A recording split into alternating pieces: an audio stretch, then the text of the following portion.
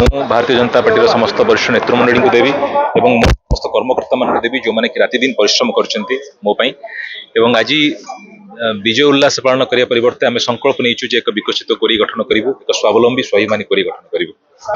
भाई जो दल रे आपण रहितले से दल रो बाहरी आपण आ गोटे दल रहिके आपण से दल को पराजित कले कोन कहबे केते चैलेंजिंग थिला निश्चित भाव में चैलेंज थिला किंतु कथा होची संघर्ष जेते कठिन तार फलाफल से मधुर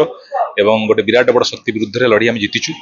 जो स्वप्न आम देखीचु जे एक विकसित कोरी एक विकसित ओडिशा गठन करिवार निश्चित भाव में भारतीय जनता पार्टी रो नेतृत्व रे आमे से लक्ष्य को पूरा करियो बोले आशा एवं विश्वास। कोरीर अनेक समस्या रही शिक्षा स्वास्थ्य ठूँ आरंभ कर गमनागमन ठूँ आरंभ कर अनेक जन अच्छा जो कि समाज में मुख्य स्रोत ना सरकारी सुविधा सुजोग वंचित अच्छा सब दिगरे आम कार्य कर